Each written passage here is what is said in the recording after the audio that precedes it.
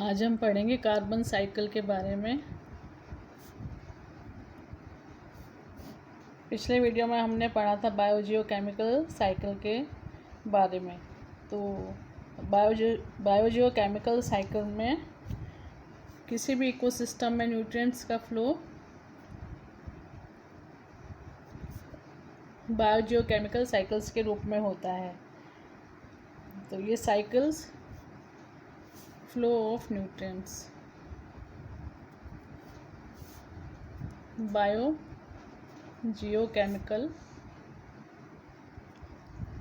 Cycles के रूप में होता है।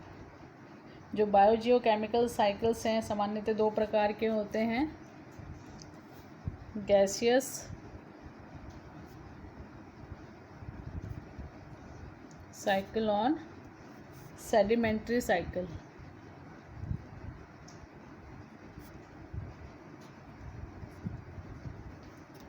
जो गैसियस साइकिल हैं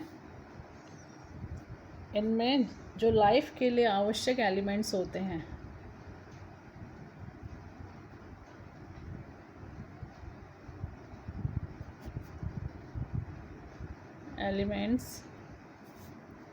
एसेंशियल फॉर लाइफ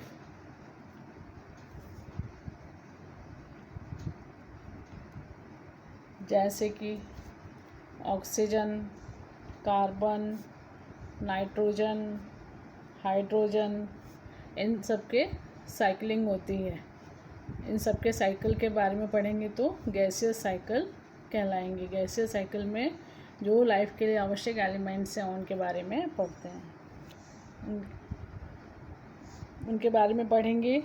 तो इनके अलावा जो सल्फ़र है वो गैसियस साइकिल और सेडिमेंट्री साइकिल दोनों में ही इसके साइकिल पाया जाता है। सल्फ़र का फ्लो होता है सेडिमेंट्री साइकिल के रूप में और गैसियस साइकिल के रूप में। तो इनमें हम पढ़ेंगे सबसे पहले कार्बन साइकिल।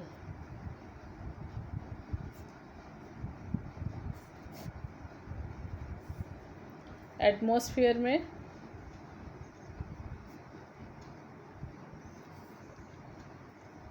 कार्बन डाइऑक्साइड के रूप में पाई जाती है और इसका फ्लो गैसियस रूप में होता है। तो इसका साइकिल एक कार्बन साइकिल कहलाता है। यद्यपि वायुमंडल में इसकी मात्रा, एटमॉस्फेयर में जो इसकी क्वांटिटी है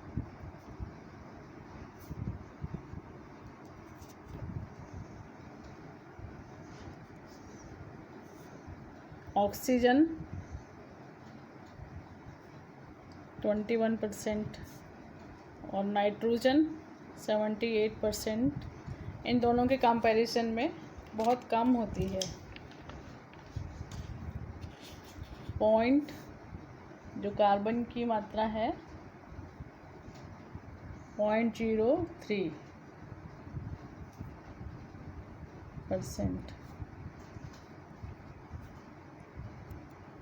इतनी कम इसकी क्वांटिटी होती है, फिर भी ये जीवन की आवश्यक क्रियाओं के लिए बहुत ही आवश्यक है। और जो लाइफ है इसके बिना, CO2 के बिना, कार्बन के बिना पॉसिबल नहीं है। ये सभी जितने भी ऑर्गेनिक मटेरियल हैं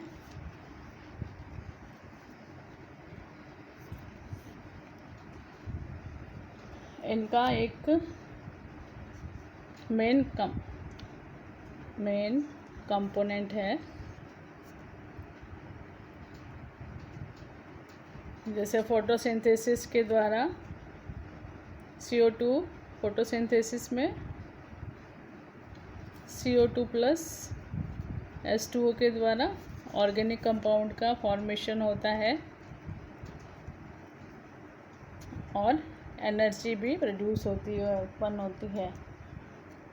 और दूसरा है ऑर्गेनिक मटेरियल्स के रूप में होता है। और दूसरा जितने भी लिविंग ऑर्गेनिजम्स हैं और जो फॉसिल्स हैं, लिविंग ऑर्गेनिजम्स एंड फॉसिल्स में भी स्टोर्ड कार्बन पाई जाती है। इसके अलावा एटमॉस्फेयर में बहुत अधिक मात्रा में CO2 के रूप में कार्बन उपस्थित होती है। वाटर में कार्बन डाइऑक्साइड पाई जाती है। पहले हम फोटोसिंथेसिस के बारे में देखते हैं। फोटोसिंथेसिस में जो एटमॉस्फेरिक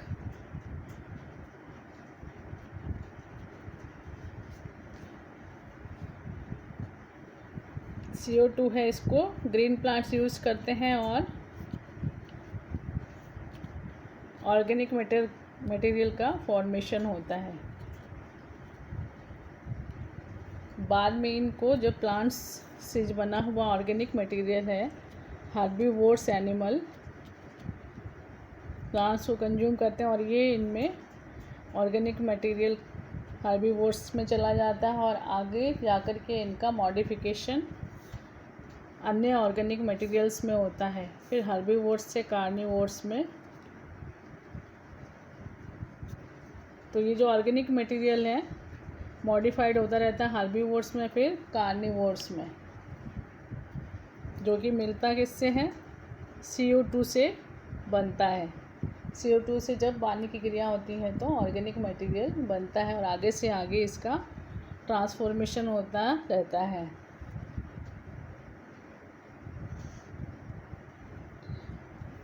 ये तो प्राप्त कैसे कैसे होती है? एटमॉस्फेयर से, वाटर से, और कुछ मात्रा इनकी जो रेस्पिरेशन है लिविंग ऑर्गेनिजम्स की, रेस्पिरेशन के द्वारा एटमॉस्फेयर में फ्री की जाती है, CO2 रिलीज़ कर दी जाती है।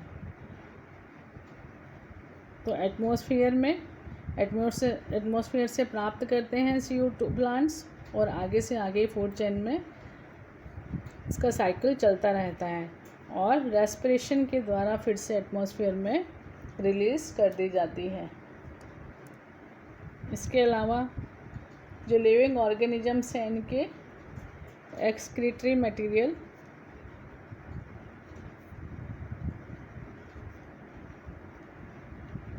मटेरियल्स और प्रोटोप्लाज्म में,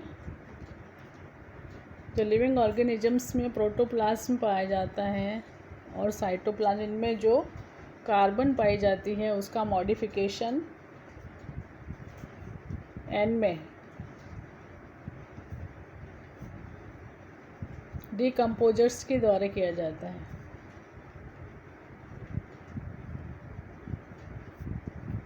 डिकम्पोजर्स के द्वारा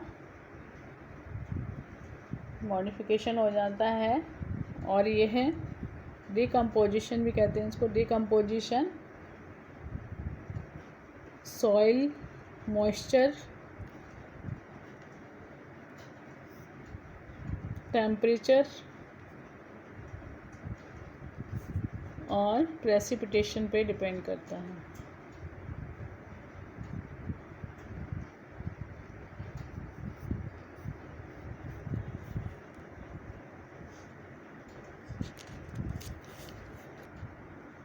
एटमॉस्फेयर में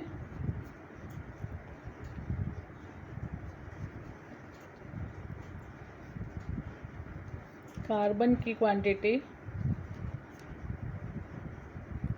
711 इंटू 10⁹ टन। सी वाटर में 39,000 इंटू 10⁹ टन्स। और जो फॉसिल फ्यूल्स हैं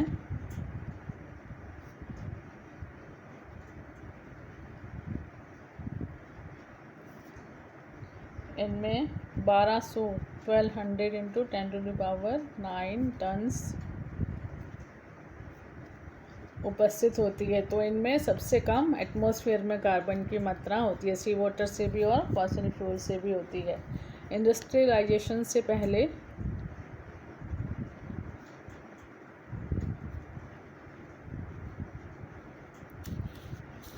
बिफोर इंडस्ट्रियलाइजेशन,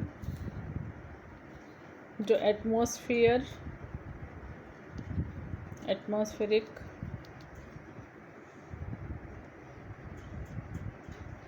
और सी वाटर वाली जो CO2 थी, इसमें एक बैलेंस रहता था, लेकिन अर्बेनाइजेशन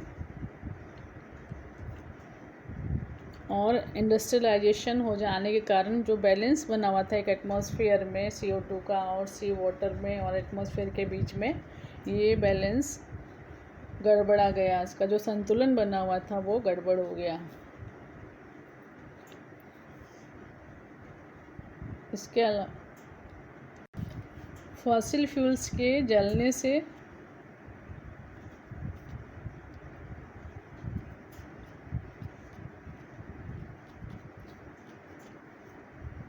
और फॉरेस्ट फायर से डिफॉरेस्टेशन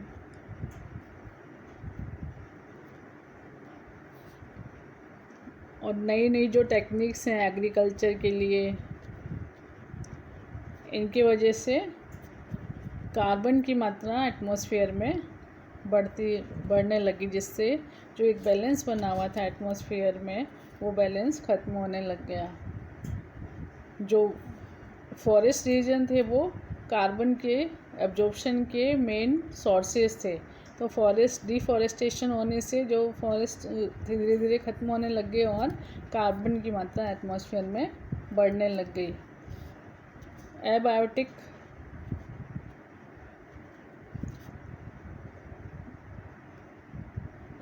वर्ल्ड में कार्बन के दो मुख्य सोर्स हैं, मेन सोर्सेस। पहले हैं कार्बोनेट रॉक्स, ऐसी रॉक्स हैं जिनमें कार्बोनेट उपस्थित होता है, लाइमस्टोन के रूप में रहता है। मुख्य रूप से ये कैल्शियम और मैग्नीशियम कार्बोनेट के रूप में मिलता है, carbonates of calcium and magnesium. तो ये जो पहले थी सी वाटर में पाई जाती थी रॉक्स, और इनके साथ में ये मिनरलाइज भी हो गई, और जो मैराइन ऑर्गेनिजम्स थे इनके स्केलेटन्स के रिमेनिंग्स में इनमें मिक्स होने लग गए। और धीरे धीरे जब जियोलॉजिकल शिफ्टिंग हुई, जियोलॉजिकल शिफ्टिंग के समय ये लैंड पर भी रॉक्स दिखाई देने लग गई, कार्बोनेट्स रॉक्स लैंड पर भी दिखाई देने लग गई, और इनकी वेदरिंग होने से, weathering of carbonate rocks, soil में न्यूट्रिएंट की मात्रा बढ़ने लगी और प्लांट्स में भी न्यूट्रिएंट अधिक मिलने लगे। तो प्लांट्स का न्यूट्रिशन भी बढ़ गया और सॉइल में भी न्यूट्रिएंट की मात्रा बढ़ गई। परंतु ये जो ट्रांसफ़र है ग्लोबल स्केल पर बहुत ही स्मॉल है, बहुत ही कम है, और जबकि जो बायोटा और एटमॉस्फेयर है इसमें जो कार्बन का ट्रांसफ़र है, एक्सचेंज है, उससे अगर कंपेयर करें तो ये जो वेदरिंग ऑफ कार्बोनेट रॉक्स से जो मिल रही है कार्बन, सॉइल में जो न्यूट्रिएंट्स मिल रहे हैं वो बहुत ही कम है। परंतु कभी कभी primary production, net primary production respiration से अधिक हो जाता है, तो carbon rich organic material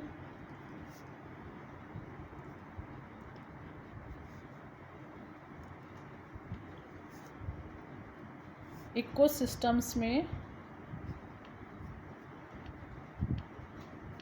accumulate होता जाता है, इकट्ठा होता रहता है।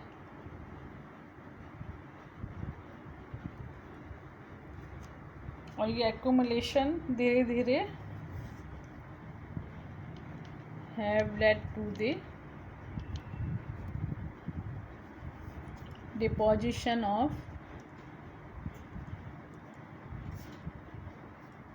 fossil fuels,